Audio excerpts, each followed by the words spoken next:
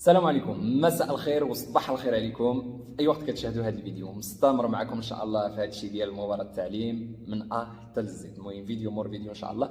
كل ما كنجبر الفرصه دابا ساليت العمل ديالي مشيت تلمت، كل ما كنجبر واحد الفرصه كنعمل لكم شي فيديو ان شاء الله باش نعطيكم التوضيحات الكامله والمهمه حول مباراة التعليم والتسجيل ان شاء الله. فلذلك بارطاجيو هذا الفيديو، لا كنتو في فيسبوك لا كنتو في اليوتيوب، هزوا الرابط وسردوه للاصدقاء ديالكم ان شاء الله باش كل شيء يستافد في اطار مهمه. ما تسرعوش في التسجيل ان شاء الله حتى نشوفوا طريقه التسجيل ونعطيكم داك الشيء كامل. هضرتكم في الفيديو الاخر على شي نصائح. في هذا الفيديو هذا ان شاء الله انا خرجت هاد الاستماره ديال الترشيح اللي تم يعني التوظيف ديالها لاول مره في مباراه التعليم. خرجتها، قريت المعطيات ديالها، غادي نشرح لكم ان شاء الله كيفاش تعمر هذه الاستماره يعني وتعمر المعطيات اللي فيها واحده بوحده قبل ما تعمل شي حاجه. مهم ضروري هذه الاستماره لاول مره غتحط. انا حاولت ما امكن، خرجت طبعت هذه الاستماره، قريتها المعطيات ديالها داكشي اللي فيها كامل. غادي نعمل لكم فيديو ان شاء الله كيفاش حتى نتوما تعمروها بكل بساطه. على ان شاء الله ان نلتقي في فيديو اخر اللي مورا هذا على نوريكم حتى تفتح السيت باش نوريكم كيفاش تتسجلوا. غير هو ما تسرعوش في التسجيل، لان تقدر شحال من واحد كان كيخطا كيدخل كيتسجل، هو عارف راه كيتسجل مزيان، كيمشي مثلا البيان النقاط المحصل عليها في الاجازه، نعم في الاجازه مثلا 10.15 ولا 14.7، ما يعرفش واش يدير النقطه في ذاك الفصيله ولا يدير الفصيله ولا يدير شي حاجه اخرى، فكيطلع له بيان النقاط زيرو، يطلع له مثلا. فهمتي؟ يعني من الافضل نخليو بلاتي تنشوفوا شنو تزاد في هذا الموقع ديال التسجيل، شنو الطريقه اللي غنسجلوا بها ان شاء الله هذا العام، وداك الساعه نعمل لكم الطريقه ان شاء الله والله ييسر للجميع. المهم ما نطولش عليكم، غادي نخليكم مع هاد الوثائق هادو نشرحوا شنو فيهم والله ييسر للجميع.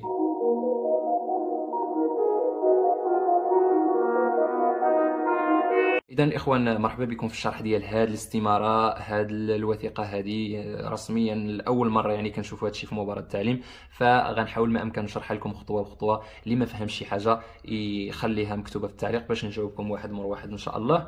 وحاولوا ما امكن ما تزربوش كيف ما كنقول لكم دائما في التسجيل، ونتوكل على الله ان شاء الله. اول حاجه خصكم ضروري تلصقوا الصوره هنايا، يعني ملي تعمروا المعلومات ما تنساوش تلصقوا الصوره هنايا باش ملي تسكانيو هذه الوثيقه تطلع الصوره ديالكم معاها مسكانيه مزيان. تعمروا الجهه ديالكم هنايا. المباراه المطلوب الترشح لاجتيازها، هنا ضروري هاد جوج الخانات باش ما يوقع لكمش لبس. تبعوا معايا مزيان. الاطار شنو غتعمل؟ الا كنتي انت مثلا غتفعل التعليم الابتدائي غتعمل الاطار استاذ التعليم الابتدائي، غتكتبها كامله هنا استاذ التعليم الابتدائي. غتجي للتخصص غتختار اما مزدوج الا كنتي غتفعل التعليم عادي الابتدائي العادي مزدوج، والا كنتي غتفعل الامازيغيه تعمل التخصص الامازيغيه. يعني كاين جوج تخصصات في الابتدائي. اذا نكتب استاذ التعليم الابتدائي هنا التخصص واش مزدوج ولا الامازيغيه. كنتي غتفعل الثانوي غتكتب استاذ التعليم الثانوي وتختار التخصص. هذيك راها سهله، اي ماده بغيتي تفعلها غتكتبها هنا، فلسفه عربيه فرنسيه الى غير ذلك. مزيان. كنتي اطار دعم غتكتب اطر الدعم، واش الاجتماعي الاقتصاد والاداره التربوي.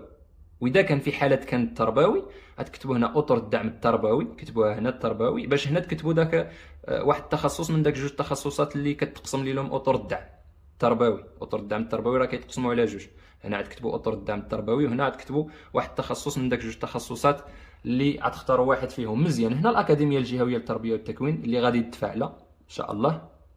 هذه راها سهله. الحاله مدنيه هنايا الاسم الشخصي بالعربيه والفرنسيه، هنا تكتبوا بالعربيه وهنا تكتبوا بالفرنسيه، هنا بالعربيه وهنا بالفرنسيه. هذا الشيء هذا راه ساهل. هنايا النهار وهنا الشهر وهنا السنه، مكان الازدياد، الحاله، رقم البطاقه، رقم الهاتف، البريد الالكتروني، العنوان. مزيان. هذه الخانه هذه سهله. والخانه الاولانيه حنا شرحناها باش ما يكونش شي لبس واللي عنده شي تعليق يخليه. مزيان. غادي نمشيو الان لهذا رقم جوج، الشهادات المحصل عليها من الأحدث إلى الأقدم. ركزوا مزيان، من الأحدث إلى الأقدم، يعني اللي جديدة. مثلا أنت عندك حصل على شهادة الدكتوراه وغتكون هي مثلا هي الجديدة، غتكتبها هنايا الشهادة أو الدبلوم، واش الدكتوراه، الماستر، الإجازة، البكالوريا، المؤسسة المسلمة يعني من خديتها، جامعة عبد الملك السعدي، جامعة بن طفيل، كذا كذا. المؤسسة ماشي الكلية، المؤسسة كاملة، جامعة عبد الملك السعدي. المدينة تطوان، الرباط، الدار البيضاء، مسائل. تاريخ الحصول على الشهادة اذا كان غالبا غيكون الشهر والسنه. المهم اللي توفر في داك الشهاده كتبوا. توفرت السنه كتبها، توفرت الشهر والسنه كتبهم، توفرت النهار والشهر والسنه حتى هما كتبهم. غالبا يكون النهار والشهر والسنه. الميزه المحصل عليها غتكون مكتوبه ايضا في الشهاده، واش مستحسن، مقبول، لا باس به، حسن جدا، مزيان. نرتبهم هنايا من الاحدث، يعني اللي جديد هو الاولاني وانا ماشي حتى كنوصل مثلا البكالوريا هي الاخرانيه. نعم البكالوريا غالبا ما تعملوش الشهاده ديال التاسعه ولا المهم البكالوريا غالبا غيكون هنا. في حالات كان عندي جوج البكالوريات غيكون اللي مثلا اللي جديد هو الاولاني عاد الموراه اللي قديم. في حالات كانوا عندي جوج البكالوريات نعملهم جوج بهم، الشواهد والدبلومات المحصل عليها. اي حاجه، ما معنى الشواهد والدبلومات؟ اي حاجه يعني تقرات كان فيها نقاط، يعني غيكون فيها الميزه، كان فيها واحد بيان النقاط، هذه هي الشهادات والدبلومات، سواء كانت جامعيه، كانت في المؤسسات التعليميه العموميه، كانت حتى في المؤسسات الخاصه غادي نعملها. من اي مؤسسه خاصه قريت شي شهاده او شي دبلوم كان فيه النقاط وكانت فيه الميزه، يعني واش حسن ولا حتى هي نعملها. ماشي ضروري من العمومي، عندهم شي هما هنا العمومي سواء عمومي ولا خاص. حتى لو كنت مثلا ساليتي الاجازه ديالك وعملتي واحد الاجازه في ظرف عام مثلا كتسمى اجازه مهنيه خاصه، حتى هي كتبها هنايا، ما كاينش شي مشكل. والميزه اللي حصلتي بها، المهم تعرف ترتب من الاحدث الى الاقدم.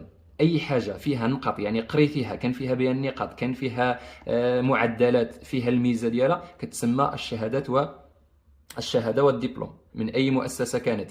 غادي نجيو لهنايا العكس، يعني التكوين والتدريب.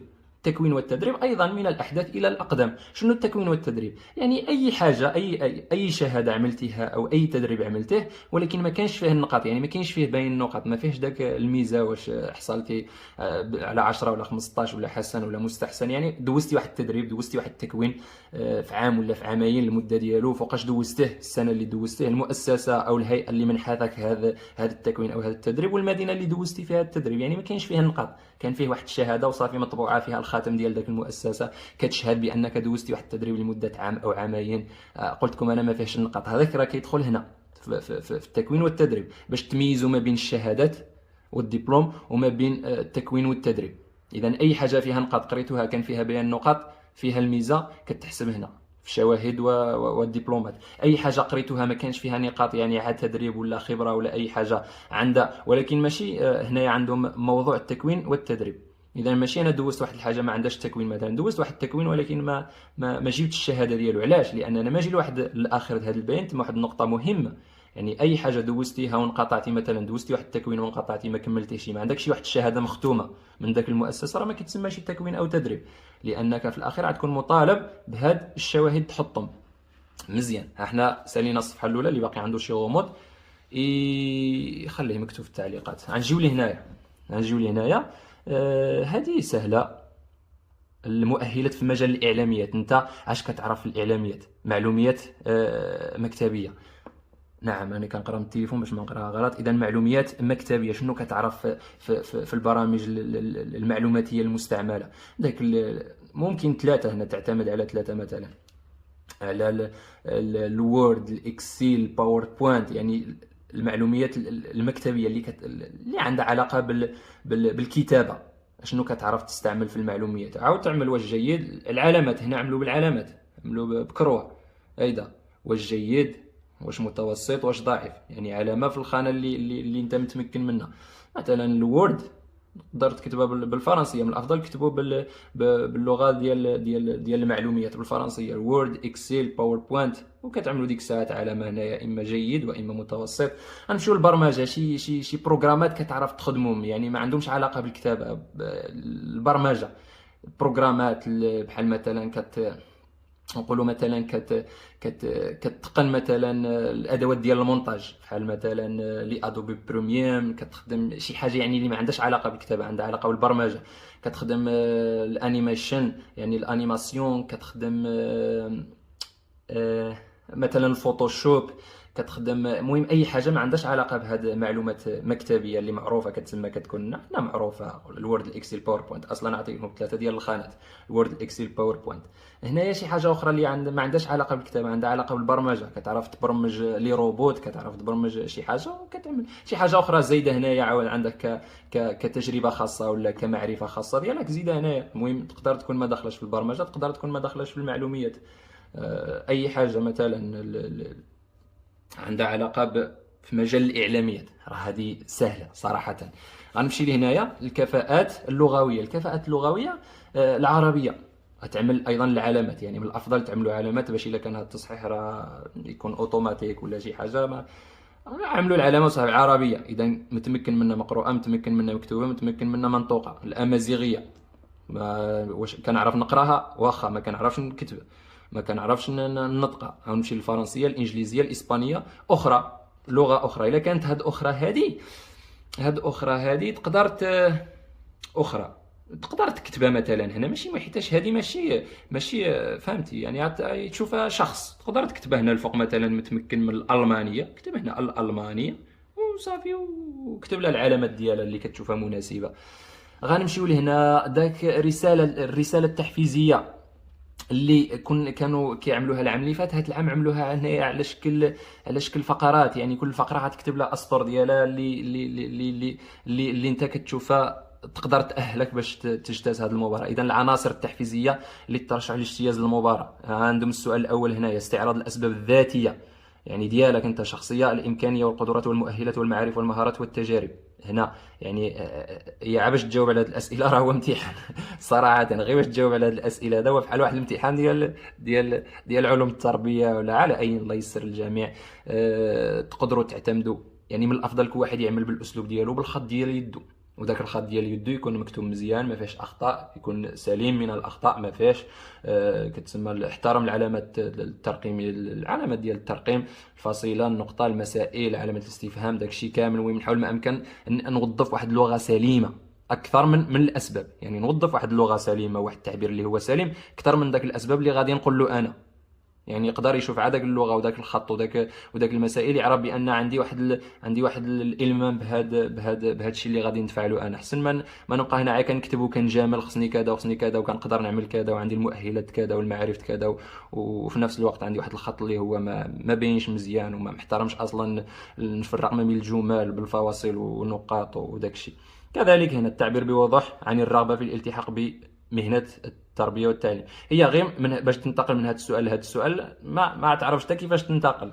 على العموم ترجعوا ان شاء الله الرسائل التحفيزيه ديال الاخوان والاخوات ديال الموسم الماضي، ربما باقين عندهم محتفظين بهم، يتقاسموهم معكم، كاينين في الوورد، كاينين في جوجل، ولكن ماشي بهذه الطريقه. يعني على الاقل دخلوا لجوجل كتبوا رسائل تحفيزيه، وان شاء الله اذا كان عندكم صعوبه في هذه الشهاده ديك الساعه نحاول ما امكن نعمر شي وحده غير يعني كنموذج وصافي، ماشي باش تعمروا داك. انا على هادشي ما بغيتش نعمرها عاد نقولها لكم، يعني باش ما تنقلوش داك الشيء كيف ما هو وصدق واحد العشوائيه في هذا الشيء. عاد جرد دوافع اختيار المهنه، نعم الصفحه 2 مشاتنا. الصفحه 3 كذلك التعبير عن مستوى الاستعداد لما ينتظر، نعم لما ينتظر من مسؤوليات وواجبات عند الالتحاق بالعمل. كذلك عاود تعبروا على هذا السؤال هذا بالطرق اللي تكون. المهم الانسان راه ما يتزربش وصافي، عمر هذا الشيء بشويه عليك ان شاء الله وما يكون على الخير.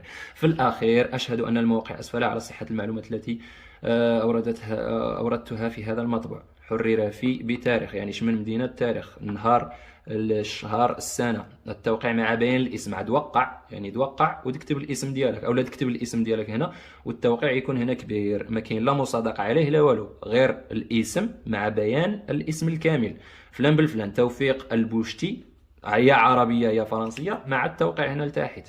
مزيان. الملحوظه اللي هضرنا عليها وهي هذه ملحوظه: يمكن للإدارة عند الاقتضاء أن تطلب من المترشح الإدلاء بوثائق تؤكد صحة البيانات التي تضمن أو ضمتها في هذه الاستمارة. نعم البيانات اللي عملتها في هذه الاستمارة تقدر يطلب منك داك الشواهد اللي كتأكد داك صحة المعلومات. لذلك قلت لكم في داك الخبرات والتجارب، في داك التكوين والخبرات، عملوا شي حاجه اللي فعلا عندكم ما يثبت انكم فعلا عملتوها. مهم هادشي هذا اللي كاين في هذا الفيديو هذا. نتلاقاو في فيديو ان شاء الله اللي غادي نوريكم طريقه التسجيل، كيفاش تسجلوا، غير هو ما تزربوش. السلام عليكم ورحمه الله تعالى وبركاته.